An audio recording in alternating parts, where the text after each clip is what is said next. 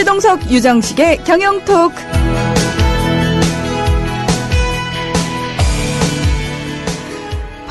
마지막 월요일에 보내드리는 최동석, 유정식의 경영특구가 또다시 여러분을 찾아왔습니다. 오늘도 변함없이 두 분 함께하고 계신데요. 안녕하세요. 안녕하세요. 최동석입니다. 안녕하세요. 유정식입니다. 네. 이제 여름이 점점 가고 있다는 게 느껴지시죠? 예, 네. 아침, 저녁으로 좀 차갑더라고요. 네네. 네. 그래서 그런지 그 계절의 바뀜과 동시에 또 새로운 형식의 경영토크를 오늘 가지고 나오셨어요? 예, 오늘은 그 단군 유래로 첫 번째로 이제 라디오 방송하면서 PDF 파일을 같이 보면서 방송하는 단군 유래로 최초의 방송을 할까 합니다. 예. 우리 유 대표께서 많이 늘었어요. 네. 아주 든든합니다. 예. 경영 토크가. 예, 오늘은 그 미래를 예측할 수 있을까 이 주제로 이야기하겠는데요. 방송하는 것보다 이제 그 자료를 같이 보면서 이야기를 들으면 이해하기 쉬울 것 같아요. 그래서 제가 게시판에 그 다운받을 수 있는 링크를 제가 올려놓겠습니다. 그거 네. 다운받으시고 같이 들어오시면 좋겠습니다. 네, 일단 그 팟빵 게시판에도 올려놓으셨고요. 그리고 저희 그 국민TV 홈페이지에도 올려놓으셨죠. 조합원 게시판, 자유 게시판에 다 있습니다. 그쵸? 네, 그렇습니다. 네. 오늘 최동석, 유정식의 경영토크 예고 그 제목으로 들어가시면은 오늘 공부할 PDF 파일을 직접 다운받아서 보실 수가 있습니다. 오늘 그게 없으면은 약간 듣는데 좀 불편할까요? 약간 좀 이해하기가 곤란한 측면이 있을 겁니다. 예. 네네. 자, 광고 듣는 동안 그럼 여러분 준비를 해주시고요. 저희는 잠시 후에 다시 찾아올게요. 조합원 백마고지님 신청 광고입니다. 철원에서 쌀 농사를 짓는 조합원 백마고지입니다. 화산지대 철원에서 생산한 추석 선물로 최고인 쌀.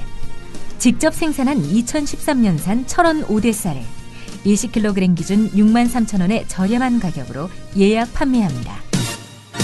전화나 문자 주세요. 010-9523-5400입니다. 드시고 맛없으면 100% 환불해드립니다. 약속드립니다. 택배비는 무료입니다. 철원 5대 쌀을 20kg 기준 63,000원에 예약 판매합니다. 주문 전화 010-9523-5400. 여우처럼 쇼핑하자 폭스마켓. 대한민국 생활체육용품의 절대 강자 스타스포츠. 600여 가지 이상의 운동용품을 합리적인 가격에 판매 중입니다. 매니아들이 인정하는 최고의 배드민턴 의류, 라켓, 가방 브랜드 아테미. 내 피부처럼 편안하고 가벼운 테슬라 운동화와 레저 및 스포츠에 도움을 주는 언더레이어를 합리적인 가격에 만나보세요. 국민TV와 함께하는 참 좋은 쇼핑몰 폭스마켓. 문의는 1566-5476. 검색창에 폭스마켓을 입력하세요. 폭스마켓.co.kr.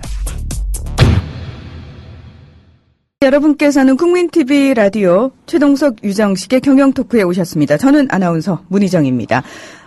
단군 이래 최초로 라디오 방송에서 PDF 교재를 가지고 이제 방송을 할 텐데요. 네.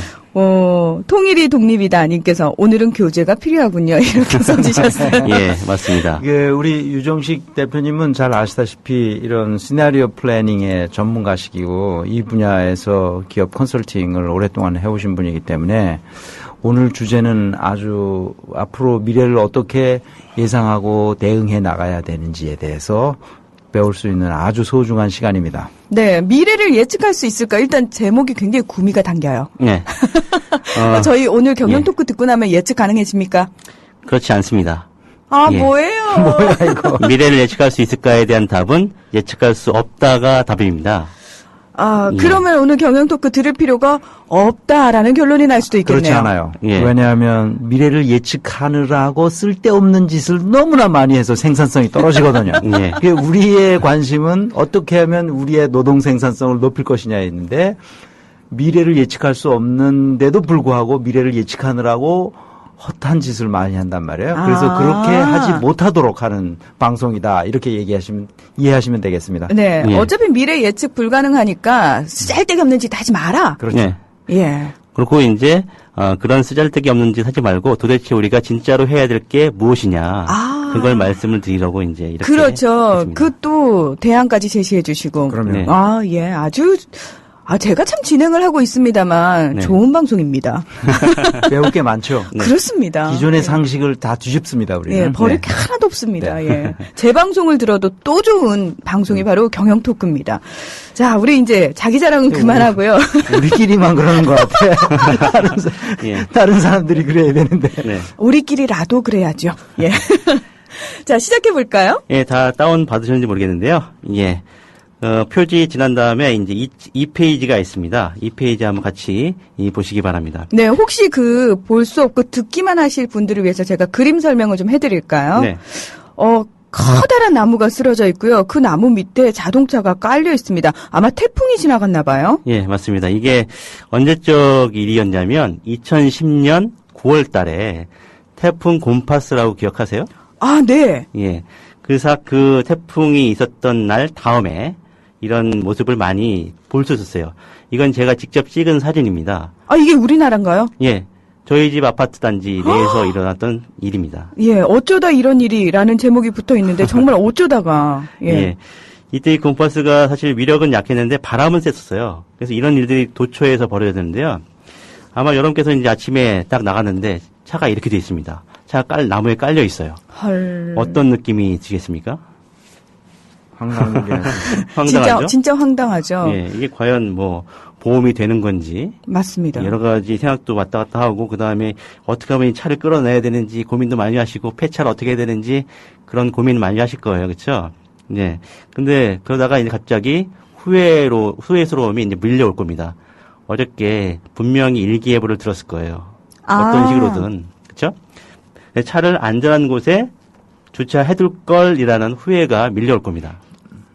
예. 그렇죠. 근데 왜 차를 안전한 곳에 주차하지 않았을까요?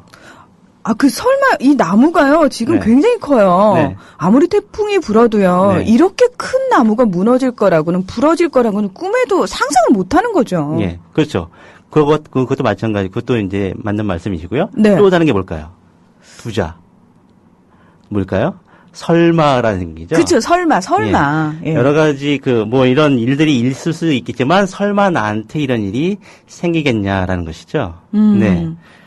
이게 이제 우리가 미래를 여러 가지 위험이 다가오는데 설마 나한테 이런 일이 생기겠느냐? 기업도 마찬가지입니다. 뭐 경영이라든지 경제가 위기라 할지라도 설마 우리 회사가 망할 것 같냐? 그렇죠? 이런 생각을 하면서 이 미래의 불확실성을 외면하고 그냥 잘 되겠지라고 근거 없는 희망을 갖는 그런 회사들이 많죠.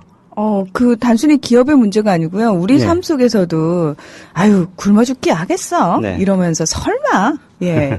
설마 부동산 가격이 이렇게 내려가겠어? 네. 그래서 예측을 하긴 하는데요. 네. 우리가 하는 예측을 잘 따져보면요. 거기에 예측의 결과는 우리의 희망이 반영이 됐습니다. 이렇게 됐으면 좋겠다라는 생각들이 거기에 다 반영돼 있어요. 예. 그런 생각을 반영돼 있는 그런 예측 결과를 가지고 우리가 전략을 세우면 어떨까요? 이 전략이 실패하게 되는 거죠. 그 전략이라고 할 수가 없는 거 아닌가요? 우리 희망이 말 그대로 예. 반영이 된 거면은 사실 우리가 흔히 얘기했을 때 예측을 한다라고 했을 때 뭔가 굉장히 논리적인 근거와 과학적인 어떤 데이터와 이런 것들을 바탕으로 되는 거라고 생각을 하는데 그게 아니다. 실제로는 당신이 원하는 것, 희망하는 것이 더 많이 반영된 거다라고 하면 그 예측 자체가 신뢰감이 뚝 떨어지는 거죠. 예, 그렇습니다. 이렇게 간단한 사건조차 우리가 미래를 예측할 수 없는 이유가 바로 이렇게 설마 하는 생각 때문에도 그렇고요. 그 다음에 뒷장을 한번 보시면 3페이지를 보시기 바랍니다. 네. 여기에 럭비공이 하나 이렇게 있어요. 네. 예. 럭비공 혹시 잘 잡을 수 있는 분 계신지 모르겠어요. 럭비공은 잡는 방법이 있잖아요. 떨어졌을 때, 바운드 됐을 때, 아. 잘 가서 떨어질 만한 위치, 그러니까 바운드에서 튀길 만한 위치, 방향을 잘 캐치해서 잡을 수 있냐, 이거죠. 그건 불가능한 게요. 네. 우리가 흔히 왜 어디로 튈지 모른다라고 할 때 럭비공에 비유를 하잖아요. 예, 맞습니다.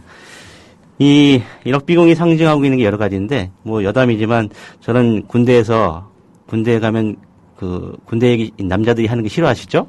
아니요, 괜찮습니다. 요즘은요, 그러세요? 군대 얘기가 굉장히 또 재밌어 하시는 분들도 많으세요. 그 예능 프로그램으로 많이 개발이 돼서요. 네. 지금 왜 그 프로가 인기인지 잘 모르겠는데. 예. 예, 군대 얘기하는 거 싫어하는데 또 여자분들은 군대에서 축구한 이야기를 또 싫어한다고 하죠. 네. 예, 저도 군대에서 축구하는 거 제일 싫어했습니다. 아, 근데, 축구를 못 하셨나 봐요. 예, 못했고요. 특히 어떤 이상한 그 상관들은 럭비공을 가지고 축구하라고 이렇게 집단 축구를 하라고 하는 경우도 많았습니다. 아니, 왜 멀쩡한 축구공을 두고요? 예, 그러게요. 그래서 이 럭비공 쫓아다니다가 다 기진맥진해지고 그런 경우 많았죠, 그렇죠?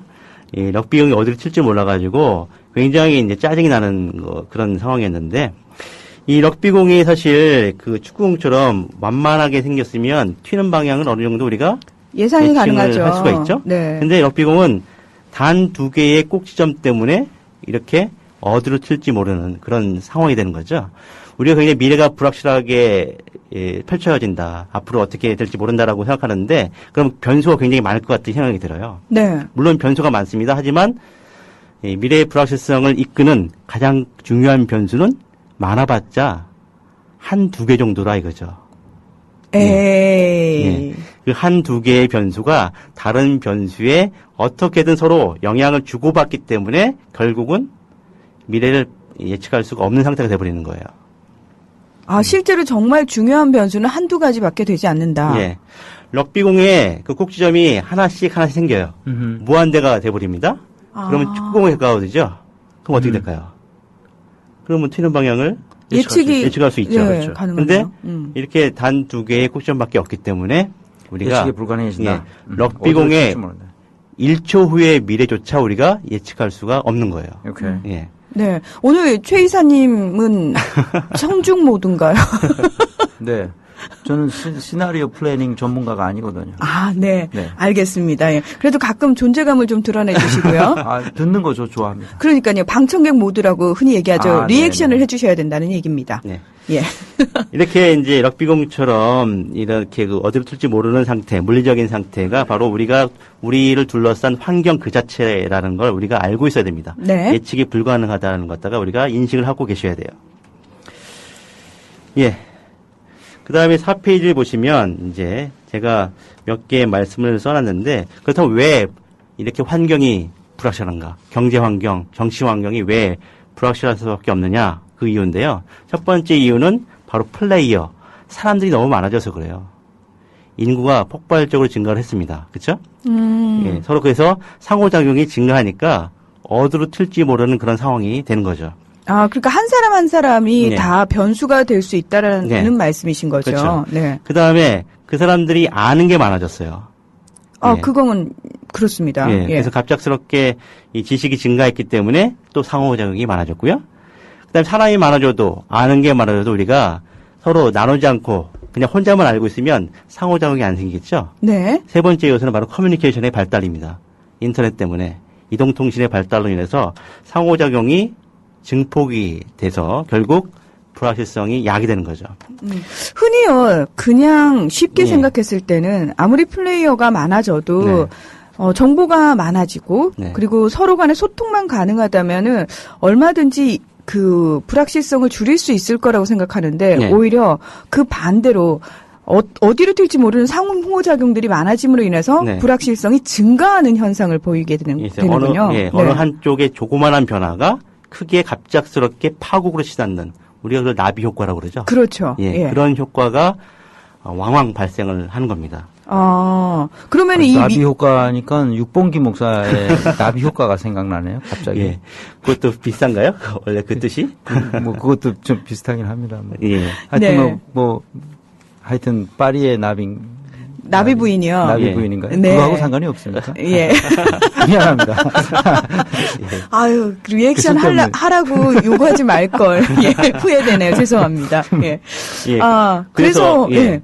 이래서 이제 우리가 어떤 분들은 불확실한 세계에서 살고 싶지 않다. 확실한 세계로 우리가 갈 수 있지 않을까라고 기대를 많이 하시는데요. 네. 이 플레이어, 날리지, 커뮤니케이션 이 세 가지가 계속 증가하고 있는 방향을 하고 있죠.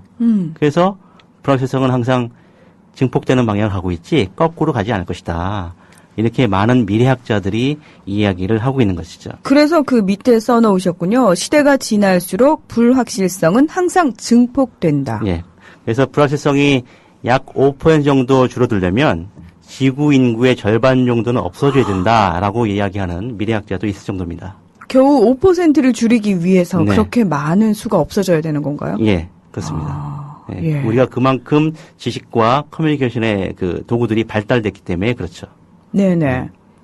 자, 불확실성이 이렇게 이제 커지고 있어요. 그러면은 이제 네. 점점 사실은 어떤 느낌이냐면요. 네. 엄두가 나지 않는데? 라는 느낌이 사실은 많이 들어요, 지금. 예. 그래서 우리가 이제 불확실성을 갖다가 싫어하시거든요, 많은 분들이. 그렇죠. 그래서 두려워하죠. 예. 불확실성을 갖다가 우리가 그냥 우리가 친숙한 거로 느껴야 된다는 거죠. 항상 이 불확실성이 증폭되어 있으니까 오히려 불확실성은 당연한 것이다라고 생각을 하는 게 마음 편하고, 그렇죠? 그런 생각을 바탕으로 전략을 세워야만 올바른 전략이 된다라는 것이 되겠습니다. 그러니까 생각하는 그 패러다임을 네. 변화를 시켜버려야겠네요, 아예. 예.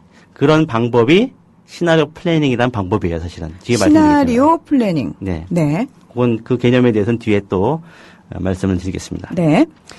예. 그다음 5페이지 보시면 지하철의 변화라는 타이틀 안에 2007년의 모습과 2011년의 모습을 대비해서 제가 사진을 올려놨습니다. 저 이거 보고 깜짝 놀랐어요. 예. 아니, 실제로, 맞다, 이랬구나. 네. 그런 생각에. 2007년의 사진을 보면 지금 많은 사람들이 뭘 보고 있습니까? 신문을 보고 있죠. 무가지 신문. 무가지 예. 신문이 아주 여기 주로. 메트로로 하고 돼 있는데 네. 무가지를 많이 보고 있었죠. 그래서 항상 이 사람들이 내리고 나면 할아버지들이 이거 주스로 다녔죠. 맞습니다. 예, 예. 선반이 올려진 거. 지금은 무가지 보는 사람이 거의 없습니다. 무가지 자체가 없어졌죠. 예, 많이 사라졌습니다. 지금은 다 뭐 하고 있습니까? 스마트폰을 보고 있네요. 네, 스마트폰 가지고 이렇게 터치질을 하고 있죠. 네. 네. 이 4년밖에 안 됐습니다. 그렇죠? 그 할아버지 일자리 잃었네. 예. 4년밖에 지나지 않았는데 지하철 내 풍속도가 이렇게 바뀌었다는 거 굉장히 큰 변화죠. 급속도로 변화한 거죠. 네. 예. 과연 2007년에 이 무가지를 만드는 회사의 사장은 2011년에 이런 상황을 예측했을까요? 아니요, 예측 못했을 것 같아요. 여전히 자기네들이 신문, 원래 그 돈 주고 사는 유료 신문을 우리가 잘 공략하고 있다라고 굉장히 희망에 차서 열심히 영업을 했을 거예요. 그렇죠? 네. 저는 이것과 관련해서 기억이 나는 게요. 제가 그 학창 시절에 네. 그때만 해도 코미디 프로에서요. 물을 사 먹는 거를 굉장히 희화화했어요. 말도 안 돼. 물을 사 먹고 공기를 캔에 넣어서 판다라는 걸 그때는 코미디 소재로 썼거든요. 그러면서 기름값보다 물값이 더 비싸진다. 마시는 물의 값이. 그 얘기를 했을 때 그때 막 웃었던 기억이 나는데 지금 그게 현실이 됐잖아요. 저 가끔씩 저는 이렇게 소름이 끼치더라고요. 그러니까 우리가 에이 설마 하는 그러니까 그게 텀도 길지 않잖아요. 네. 그런 변화들이 우리를 둘러싸고 너무 많이 일어나고 있다는 거죠. 맞습니다. 여기 무가지 시장에서는 그 유가지 그쪽에 대해서 한번 공략을 이렇게 하려고 노력을 했습니다. 그렇죠? 그렇죠. 이렇게 갑자기 스마트폰이 자기네 경쟁자가 될 거라고는 전혀 생각하지 못했겠죠. 맞습니다. 아, 그랬겠네요. 네. 그래서 우리가 미래가 이렇게 될 것이다라고 확신을 내리는 그런 방식으로 전략을 세우면 절대로 안 된다는 것이 이 단적으로 나타나 있는 것이죠. 네. 그러니까 2007년 이 당시만 해도 무가지가 워낙 붐을 일었기 때문에 광고 수입도 좀 될 거다라는 생각이 실제로 새롭게 뛰어든 무가지도 많았고요. 예. 그러다 과잉 경쟁이 일어났고요.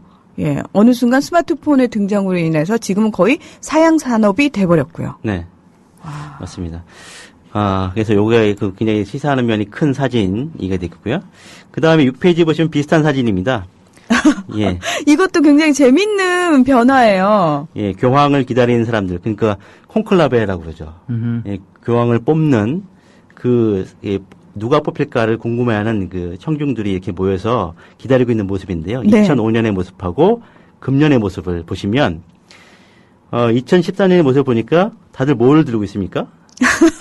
지금 다 휴대폰 카메라요. 예, 휴대폰 카메라를 가지고 지금 뭔가를 찍고 있죠. 예. 이 굉장히 큰 변화입니다.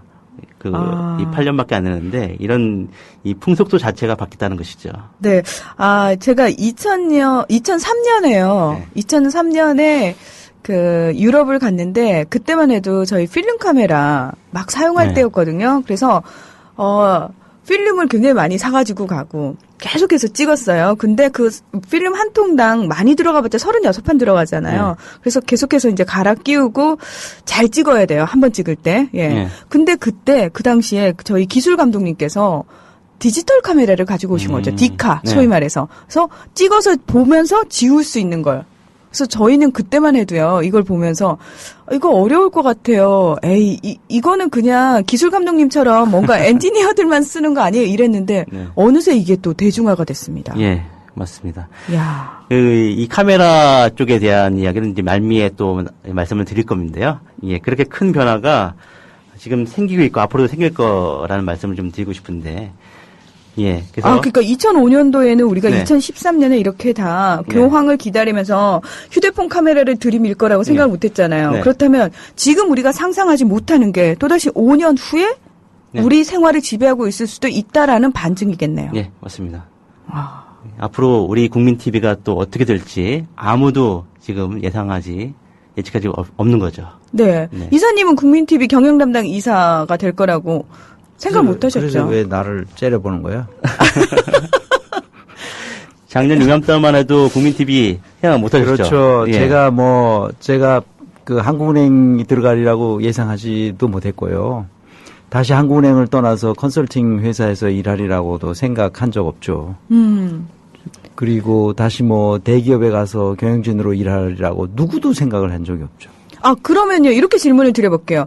그래도 왜 사람들이 보통 자기 삶에 있어서 계획이라는 걸 세우지 않습니까? 그리고 흔히 그렇게 얘기를 해요. 1년 후의 내 모습, 10년 후의 내 모습을 머릿속으로 그리면서 그 목표를 향해 나아가라. 이렇게 조언을 하는 책들도 있습니다. 이사님도 그런 계획은 세우셨을 거 아니에요? 쓸데없는 책이죠. 저는 그렇게 장기적으로 그런 계획을 세웠다기보다도 어떤 지향점을 가지고 있었어요. 내가 뭘 하면서 내 인생을 살아야 되겠다 하는 그런 지향점은 있었지만, 구체적으로 내가 뭘 해야 되겠다 이렇게 한 적은 없는 것 같아요. 그때 이렇게 그 상황에 맞게 최선의 선택이 뭔가를 해왔죠. 그래서, 기업에 가서 일하다 보니까 너무 힘들고 어려워. 그러니까 안 되겠더라. 이게 병나고. 그래서 대학을 가면 좀 나을까? 그래서 마침 옮길 수 있어서 대학으로도 옮기고 그러다 보니까 이제 여기까지 오게 된 거죠. 그러니까 제가 인생을 이렇게 기획하거나 계획해서 어떻게 된 적은 한 번도 없는 것 같아요. 지금까지. 직장 생활 거의 한 35년 이상 하면서 한 번도 그런 적은 없는 것 같습니다. 저는 사람들한테 10년 계획 이런 거 세우지 말라고 말씀을 드리는데요. 다 안 맞습니다, 그거. 예. 절대로 그대로 되지 않고요. 해봤자 소용이 없고요. 오히려 그 계획을 세우면요, 내가 올바르게 가지 않고 있다는 신호만 받기 때문에 스트레스만 받아요. 짜증만 나게 되죠. 네. 그러면 신년 계획이라고 그러잖아요. 1년 동안 어떤 일들을 하겠다. 그런 계획도 세우면 안 되나요? 예. 저 개인적인 사례인데요. 나는 그런 게 굉장히 웃기다고 생각해요. 신년이라고 해서 특히 생일 챙기고 막 이러는 사람도 저는 별로. 예. 사실 저도 이렇게 국민 TV 와서 이런 방송 하게 될 거라고 2월 달만 해도 몰랐어요. 제가 그때 코타키나발루에 있었는데 그때 최 회사님이 저한테 페북으로 가입을 해라. 그렇죠? 제가 그때 이제 설립 동의자 모집할 때잖아요. 2월 달에 막 그냥. 근데 설립 동의자가 한 300명 모일까 말까 이렇게 힘들 때예요. 우리 국민 TV를 누가 알겠어. 이럴 때인데. 그 실체가 없는 거잖아요. 이제 만드는 거니까. 그러니까 이제 우리가 준비위원회에서 이렇게 하는데 그러면 우리 외연을 넓히기 위해서 다 같이 그러면 아는 사람들을 통해서 설립 동의자를 다 모으도록 합시다. 그래서 이제 운동을 벌였는데 내가 아는 사람들한테 다 연락을 해서 100만 원씩 내면 20좌죠. 20좌를 내고 설립 동의자로 빨리 참석해라. 그래서 이제 우리 유정식 대표도 아니까 내가 이렇게 페이스북으로 했나요? 페이스북 메시지로 보냈죠. 그랬더니 딸랑구 왔어. 나는 지금 휴가 중인데 어디였어요 그때? 코타키나발루. 난 이름도 잘 모르는데 하여튼 나는 그런데 가본 적도 없는데 하여튼 여행 중에 있다는 거예요. 그래서 급하진 않으니까 귀국한 다음에 참여해라. 그래서 참여했죠. 근데 아마 그런 제의를 받았던 많은 분들이요. 일단 제일 먼저 생각하는 게 그거였을 거예요. 자, 과연 국민 TV가 성공할 것인가에 대한 예측을 나름대로 다 하셨을 거란 말이죠. 그 다음에 결정을 내리셨을 거예요. 그렇다면 유 대표는 어땠나요? 저는 그런 예측을 하지 않았고요. 예. 그냥 뭐 두 가지 케이스 말씀하신 대로 이제 잘 될 것이다, 안 될 것이다. 네. 예. 뭐 잘 되든 잘 안 되든 간에 뭐 100만 원 정도 이렇게 투자하는 거 나쁘지 않다. 이렇게 결정을 내렸습니다. 혹시 뭐 폭력과 강압이 있었다거나 그런 건 아니죠? 예, 전혀 없었습니다. 아니, 저는 폭력과 강압을 할 줄 모르는 사람입니다. 예. 저는 이사님이 그랬다라고 얘기하지 않았습니다. 네. 알겠습니다. 예. 예. 빨리 진행해야 되는데. 그렇죠? 네, 자, 다시 PDF로 돌아가 보죠. 예. 그 다음에 그 7페이지를 보시면요. 가장 불확실한 것은 이라고 하면서, 퀴즈가 하나 있습니다. 내일 우리 팀이 이길 확률이 90%, 10%, 50% 이렇게 있어요. 네. 어떤 케이스가 가장 불확실할까요? 예. 가장 불확실한 거? 예. 비기니 있는 케이스 빼고요. 네. 예. 90 아니면 10인데. 이거 맞히는 사람 책 주나? 이 퀴즈는 퀴즈는 따로 준비되어 있습니다. 있습니까? 예. 이게 남의 책이라고 너무 쉽게 주시려고. 네. 예. 답은 뭘까요? 예, 내일 우리 들어보시죠. 팀이 이길 확률은 가장 불확실한 것은? 예, 가장 불확실한 케이스. 예. 가장 불확실한 케이스는 바로 이길 확률 아닌가요? 90%. 아닙니다. 아니에요? 예. 우리 팀이 이길 확률이 50%일 때가 가장 불확실한 케이스예요. 우리 팀이 이길 확률이 90%라는 얘기는 이길 것이 거의 확실시 된다는 얘기죠. 네, 그건 그래요. 예. 10%는 우리가 질 것이 확실시 된다는 거고요. 반반일 때, 이길지 질지 각각 반반일 때가 가장 불확실한 케이스입니다. 이게요. 네. 이게 참 맹점이 있네요. 우리가 흔히 얘기할 때, 야, 반반이잖아. 네. 이게 가장 확실한 거야. 이렇게 얘기하잖아요. 네. 흔히. 예. 야, 이기는 거 아니면 지는 거지? 네. 그게 제일 확실한 거지. 그거 이상이 어딨어? 라고 얘기하는데, 예. 정작 가장 불확실한 게 50% 반반일 때군요. 예. 이길지 질지를 갖다가 확실히 예측해서 이야기하지 못하는 상태죠. 우리가 이길 확률이 51%만 돼도 50%일 때보다는 확실한 거죠. 네. 그렇게 보셔야 됩니다. 불확실성을 그런 의미로 보셔야 돼요. 앞으로 우리가 미래가 불안하니까 불확실하다. 이건 옳은 게 아닙니다. 우리가 나빠질지 좋아질지 지금 잘 모르겠다. 반반이다. 이럴 때가 가장 불확실한 거예요. 그러네요. 네. 예. 왜냐하면 좋아질 확률이 높으면은 좋은 거고 나빠질 확률이 더 높아지면은 대비라도 할 수 있으니까. 네. 그래서 보통은 이제 우리가 이 경제 위기 때문에 앞으로 어떻게 될지 불확실하다 이야기를 하고 있습니다. 방송에서 보통. 그건 옳지 않은 표현이죠. 네. 옳지 않아. 예. 그렇습니다. 그렇게 불확실성의 개념을 이해를 하셔야 됩니다. 네. 네. 굉장히 좀, 늘 쓰던 용어를 사실은 새로운 관점으로 보려고 하니까 아직까지는 살짝 헷갈리는 부분이 있습니다. 네. 예. 이 동전을 던져서 이제 뒷페이지 8페이지 보시면요. 동전이 하나 나와 있는데 이 동전을 던져서 앞면이 나올지 뒷면이 나올지 이 각각 2분의 1이기 때문에 불확실한 거예요. 네. 이 동전의 중심이 약간 쏠려 있어서 앞면이 나올 확률이 2분의 1보다 크다 그러면 그 동전은 확실한 동전입니다. 그렇겠네요. 네. 그렇습니다. 근데 일반적으로 우리가 가지고 있는 동전은 확실한 동전일까요? 불확실한 동전일까요? 불확실한 동전이요. 아닙니다. 확실한 동전입니다. 이 방송이니까 다 알려질 것 같은데. 아니, 잠깐만요. 네. 대표님, 저 지금 진짜 바보 된 느낌이거든요. 그래요? 아니, 멘붕 상태에 있어, 지금. 왜냐면, 네. 평소에 우리가 흔히 얘기하는 부분들이요. 지금 그거 다 틀렸다라고 얘기하시거든요. 예. 일단 한번 들어보죠. 예. 이 동전을 던져서, 실제 동전입니다. 네. 실제 동전. 동전을 던져서, 앞면에 나올 확률, 50%일까요? 어떻습니까? 어떻게 보세요? 예. 헷갈리죠? 예. 갑자기 뭔 대답을 해도 틀릴 것 같아서. 여러분들이 혹시 점심 내기를 하기 위해서 동전 던지기를 하시려면요, 500원짜리 동전을 쓰세요. 500원짜리 동전. 네. 예, 500원짜리 동전을 위로 던지지 마시고 테이블 위에 세운 다음에 튕기는 방식 있죠. 네. 예. 이렇게 세워놓고 튕기는 거. 그렇게 해서 여러분들이 그 앞면 학이 나오는 쪽에 걸면요. 여러분들이 이길 확률이 몇 %일까요? 아, 해봤어요? 예. 해봤습니다. 몇 %예요? 예, 무려 70% 됩니다. 야, 이거는 진짜 경영 토크를 들은 분들만 네. 우리가 무슨 사행성을 조장하는 건 아니지만 여러분 네. 반드시 기억하십시오. 500원짜리 동전 학이 나올 확률. 그것도 위로 던지지 마시고 이렇게 테이블 위에 세워놓고 손가락으로 튕기는 거요. 네. 예, 그걸로 하셔야지. 학이 70%랍니다. 예, 이기십니다. 예. 왜냐하면 그 학 쪽을 보시면 홈이 파져 있어요. 네. 그게 공기 저항을 일으켜서 그쪽이 보이도록 쓰러진다고 합니다. 예, 이건 제가 직접 해보기도 했지만 예전에 그 있었죠. 그 뭐죠? 스펀지라는 프로그램이 있었어요. 아, 네. 거기서 직접 1000번 정도를 해봐서 알아낸 결과입니다. 오, 예, 그래요? 신빙성이 있는 거예요. 오케이. 네. 예. 그렇다면 그 500원짜리 동전은 불확실한 동전이 아니라 예, 앞면에 나올 것이 확실시되는 동전이에요. 그러네요. 예, 그렇게 이해를 하시면 되겠습니다. 오케이. 그래서 쉬어갔다는 김에 이제 네. 저와 유 대표님이 처음에 어떻게 만나게 되셨는지 갑자기 궁금해집니다. 전략산정님이 이렇게 질문했어요. 분야가 비슷하긴 하시지만 구체적으로 어떤 계기로 만나게 됐는지 아니 뭐 이렇게 남녀가 만나는 것도 아닌데 뭐 그렇게 그걸 알고 싶어 하시나. 예. 아, 오늘도 퀴즈 나옵니까? 그래서 오늘도 퀴즈 나옵니다. 네. 지금 말씀드릴까요?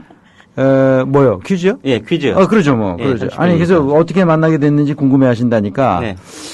저는 책을 좋아하기 때문에 늘 책을 봅니다. 신문이나 텔레비전 같은 거 일체 안 보고요. 그 책 보는 게 제 낙인데요, 집에 들어가면. 그래서 우리 유정식 대표님이 여러 권의 책을 썼어요. 그래서 웬만한 책은 제가 다 봅니다. 경영학이나 뭐, 이런 이제 포함해서. 다 보다가 내가 생각한 경영과 거의 같았어요. 아. 그러니까 경영 과학에 묻다? 예, 경영 과학의 길을 묻다. 아, 그래. 그래서 내가 그 책을 보고 이거 나하고 생각이 비슷하네. 그런 생각을 하고 있었죠. 그다음에 컨설팅 받지 마라. 예, 이 절대 책도 받지 마라. 절대 받지 마라. 이 책도 내가 컨설턴트였잖아요. 컨설팅 회사를 했는데 나하고 똑같은 생각을 하는 거예요. 어떻게 이렇게 세상에 나하고 똑같은 생각을 하는 사람이 있을까? 그 늘 관심을 가지고 있었는데 늘 바빴죠. 그러니까 이제 만날 기회가 없었어요. 근데 페이스북은 이제 하면서 친구니까 어떤 이야기를 하는지 어떤 삶의 철학이 있는지 이제 알게 됐죠. 근데 저하고 같이 컨설턴트로 일하던 그 지금 그 회사에서 일하고 있는 임원 중에 한 사람이 이제 우리 유정식 대표님하고 내 생각이 너무나 같다는 거야. 저하고 컨설팅 같이 했었던 그 친구가. 그래서 같이 식사를 하자고 초대를 했어요. 아, 네. 그래서 이제 그때서 처음 만났죠, 우리가. 예, 맞습니다. 예. 그때 처음 만나서 같이 얘기를 뭐 그냥 벌써 그냥 의기투합한 거죠. 이제 이거는 이제 최동석 이사님의 기억입니다. 네. 자, 유 대표님의 기억을 꺼내 놓으시죠. 예, 아마 저는요, 제 블로그나 이걸 통해서 아마 들어오셨던 것 같아요. 그래서 제가 다시, 최 회사님의 블로그를 찾아간 적이 있어요. 그래서 거기서 이제 2007년인가 8년인가? 아, 그래요? 그때부터 서로 이제 좀 블로그상에서 만나 뵙지 못하고 알게 됐죠? 예. 아니, 꼭 그 연애를 처음 시작하는 사람들 같아요. 예. 지금 요새 블로그를 못 하는데요. 제 네. 블로그에 내 글이 굉장히 인기가 좋았어요. 예, 한때. 예. 저 거보다 훨씬 더 높았습니다. 상위, 예. 순위가 높았어요. 예. 블로그가 굉장히 아주 요즘은 블로그 못 합니다. 네, 이렇게 또 깨알 자랑을 해주시고. 네, 이렇게 그래서 가슴 이제 설레게. 퀴즈로 할까요? 두 분이 예. 만나셨고, 이왕에 퀴즈. 퀴즈. 네. 예, 퀴즈는 이제 저번 방송을 잘 들었으면 금방 맞출 수 있는 건데요.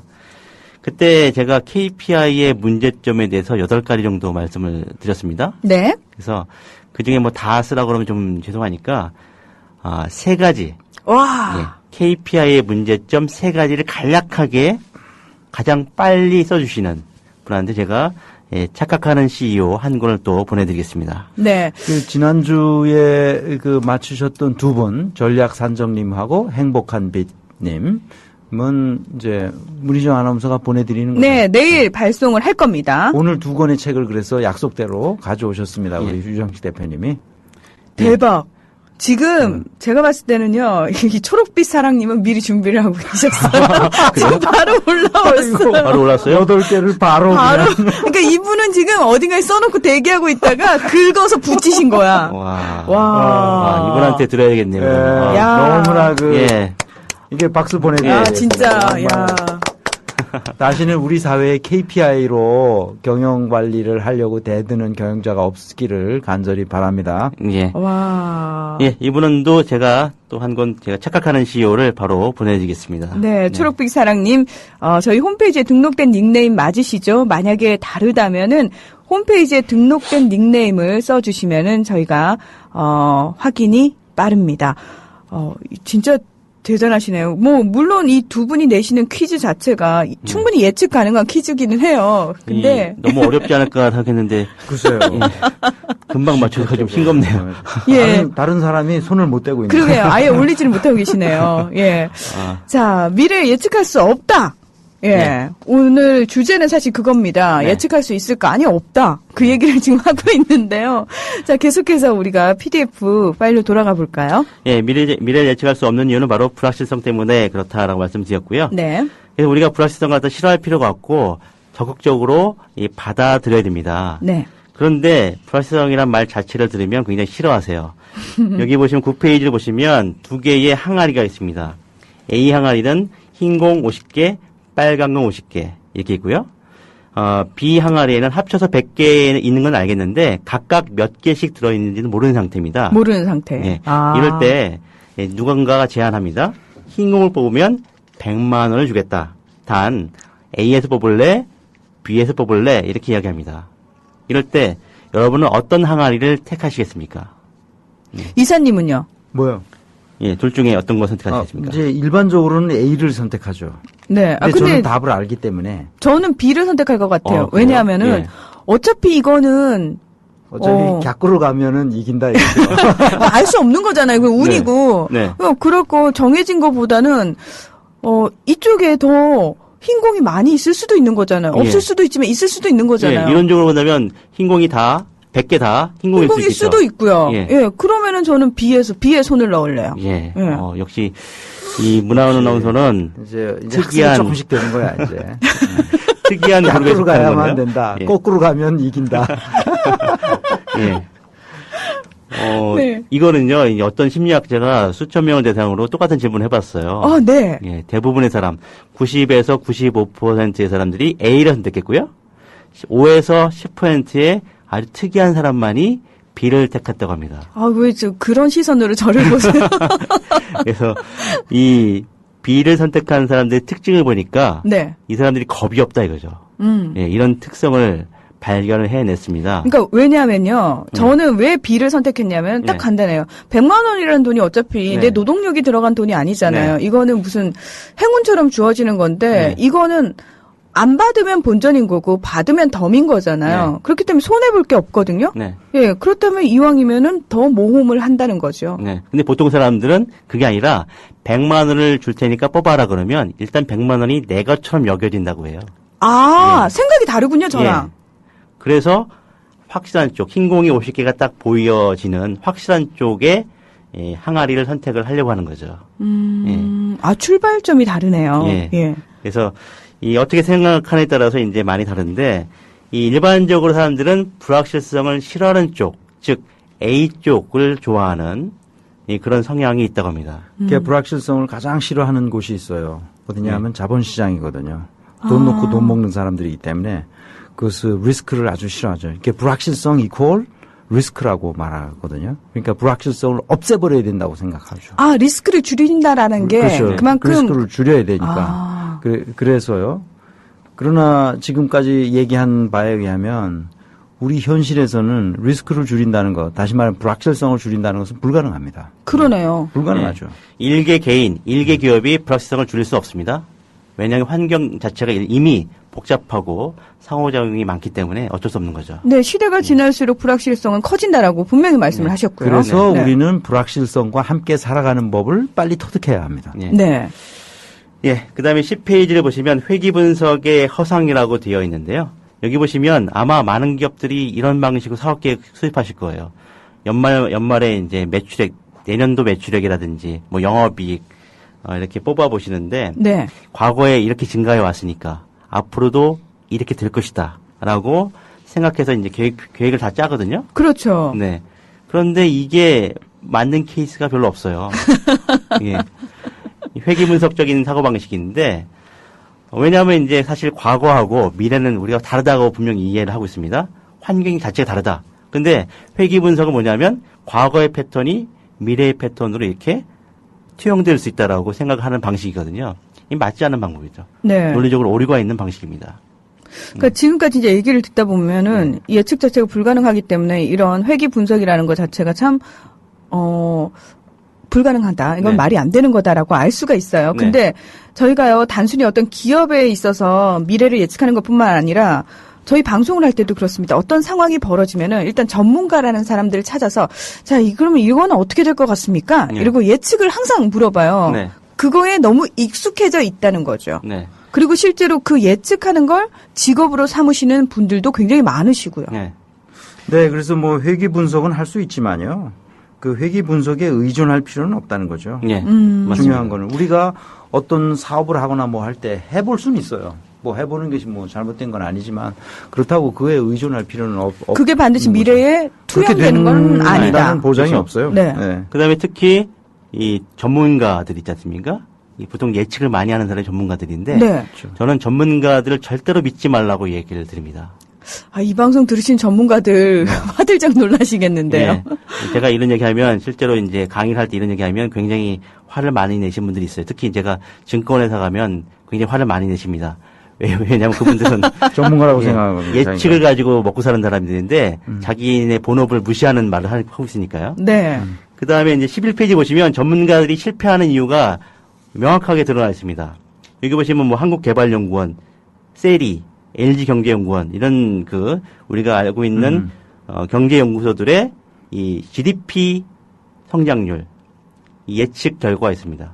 그 다음에 여기 보시면 노랗게 표시되어 있는 점선이 있어요. 네. 이게 실제 GDP 성장률이고요.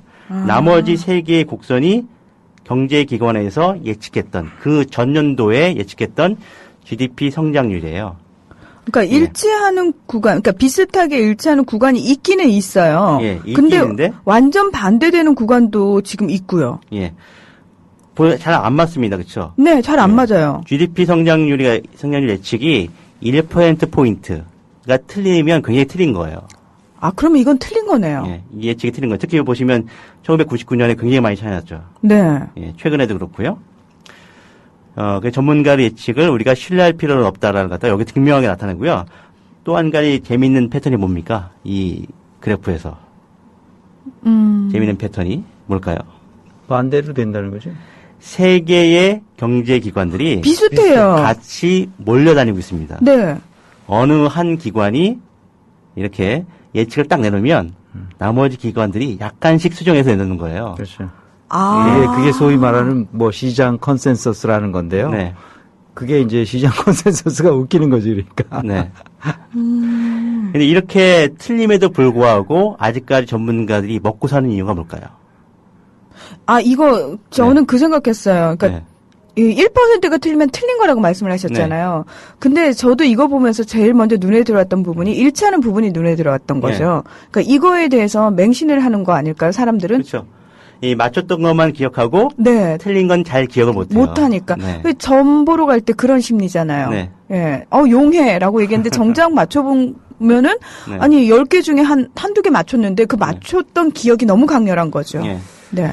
여기 보시면 우리가 이 전문가들 예측력이 이 50%도 안 된다라는 이제 그걸 볼 수 있죠, 그렇죠? 네, 50%도 안 될 뿐만 아니라 이건 틀린 건데. 예. 예. 그래서 차라리 동전을 던져서 예측하는 게 훨씬 좋아요, 그렇죠? 50%는 되니까. 그러네요. 네. 예. 네, 전문가의 예측을 절대로 믿지 말고요. 전문가들의 말은 하나의 의견 정도로만 받아들이는 게 현명하게 우리 전문가들을 활용할 수 있는 방법이 되겠습니다. 근데 이제 우리 사회에서 그분들, 소위 말해서 그 전문가들의 말만 믿고 어떤 투자를 한다던가 네. 또는 집을 산다거나 네. 이렇게 소위 말해서 굉장히 큰 결정을 내리는 데 있어서 네. 자기의 의견이나 어떤 그런 것보다는 이런 소위 전문가들의 예측 네. 분석 이런 거에 많이 기대고 있구나. 네. 그래서 만약에 이제 본인이 이제 그런 부분에 있어서 손해를 보면은 누구한테 하소연할 데도 없고요.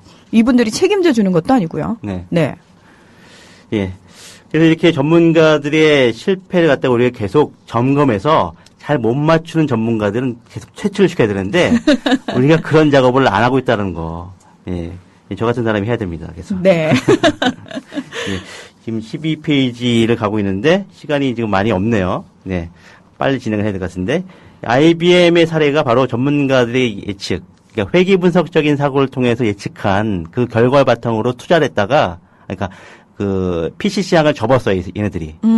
그랬다가 굉장히 많은 기회를 놓친 거죠. 데미지를 크게 예. 줬죠. 그래서 자기네들이 다 그 PC 시장을 석권할 수 있었는데 그 시장을 누구한테 헌납했습니까? 마이크로소프트한테 헌납했어요. 예.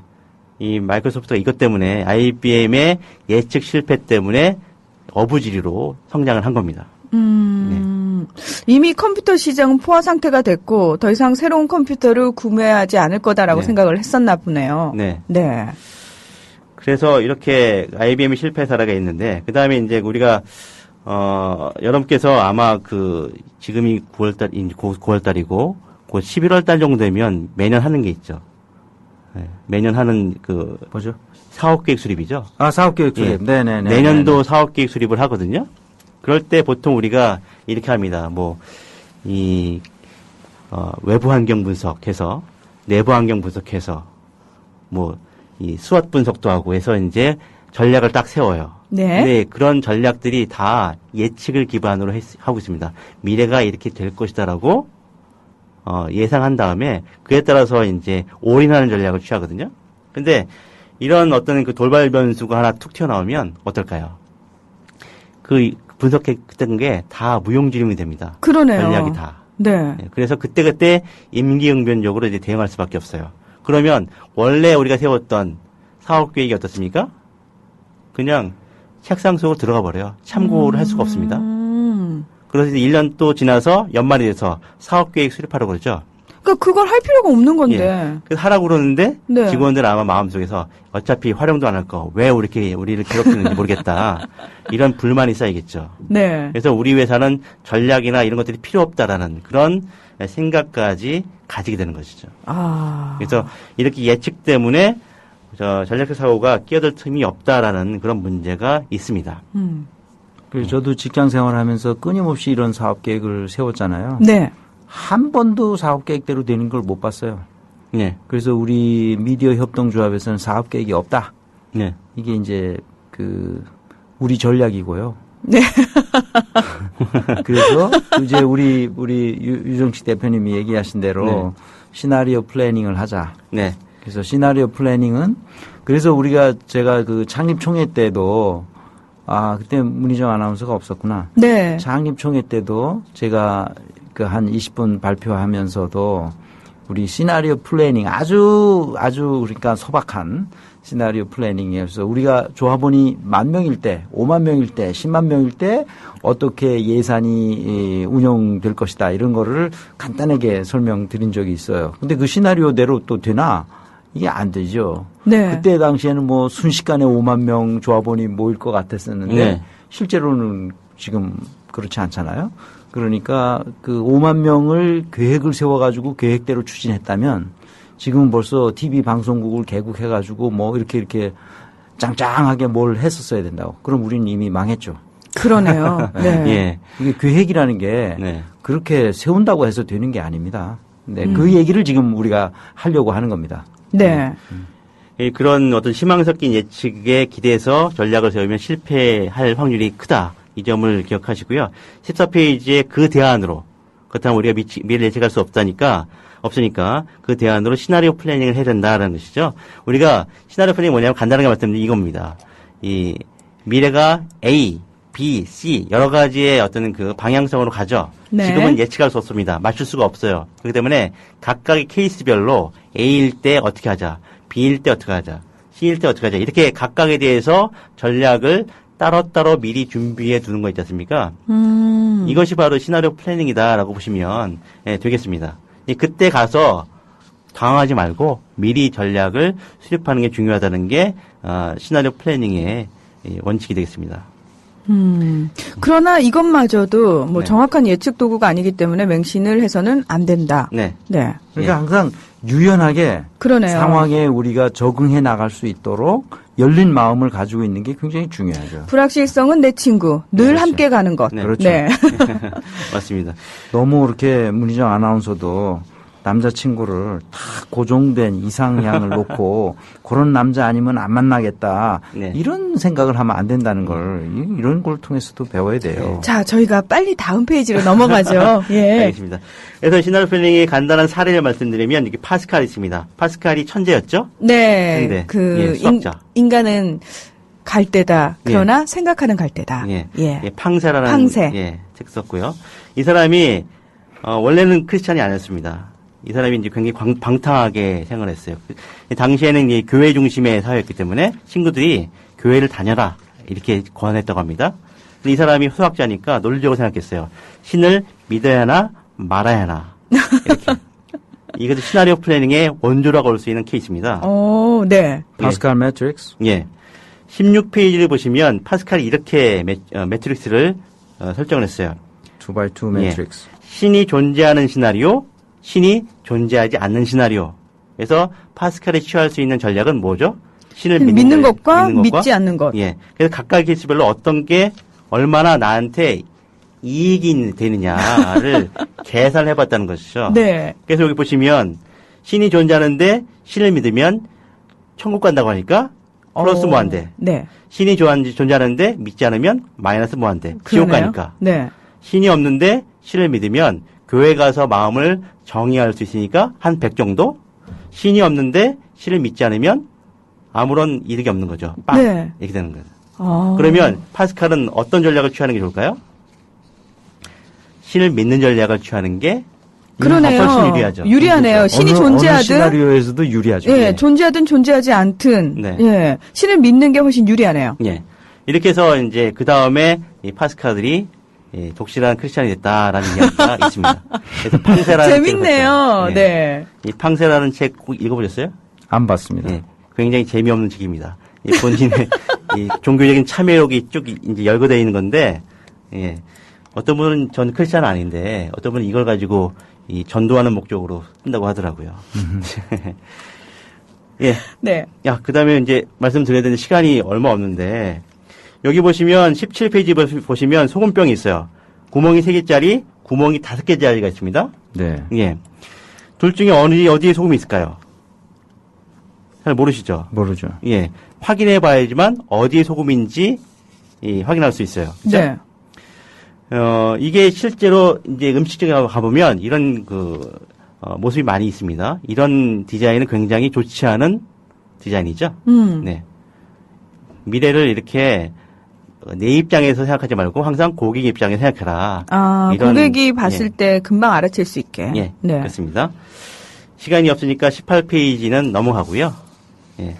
밀크쉐이크 모습은 이제 넘어가고 19페이지 보시면 이게 있습니다. 우리가 위기를 알아차려서 대비를 잘 하더라도 시나리오 플래닝 잘 해도 실천하지 않는 케이스가 많아요. 예, 그런 걸 조심해야 된다는 말씀이 되겠고 20페이지 보면 대표적인 케이스가 바로 코닥이 되겠습니다. 네. 예, 코닥이 시나리오 플래닝을 세웠어요. 그러니까 앞으로 필카가 아니라 디칼 시대가 온다. 대비하자. 이런 시나리오 플래닝 세웠거든요. 네. 그랬음에도 불구하고 실천 안 했어요. 얘네들이. 그걸 알았는데도 여전히 어머. 이 필카 시대가 나름대로 영역을 차지할 것이다라고 생각을 했기 때문에 이렇게 그 몰락기를 걸었던 거죠. 그다음에 더 불쌍한 회사는 누구냐면 바로 폴라로이드입니다. 폴라로이드 역시 필카가 그러니까 그 즉석 카메라 말고 디칼 시대가 올 거라고 생각을 했어요. 그럼에도 불구하고 대비를 전혀 하지 않았던 것. 예. 이거 그러니까 아는 것이 중요한 게 아니라 실천하는 게 중요하다. 실천하는 게 중요하다라는 것이 이제 두 개의 카메라 회사들이 알려주는 교훈이 되겠습니다. 네. 자, 미래를 예측할 수 있을까라는 주제로 오늘 경영토크 함께 해봤는데요. 결론은? 예측할 수 없다. 그래서 우리는 계획을 세우지 말고 유연한 자세로 현실을 대해야 된다. 네. 그리고 불확실성을 불안함으로 치환시킬 필요는 없을 것 같다라는 생각이 또 들고요. 네, 그렇습니다. 네. 자, 오늘도 두 분 좋은 말씀 고맙습니다. 네, 고맙습니다. 감사합니다. 자, 매주 월요일 여러분을 찾아오는 최동석 유정식의 경영 토크. 저희는 다음 주 월요일 저녁 7시에 다시 찾아오겠습니다. 함께해 주셔서 고맙습니다.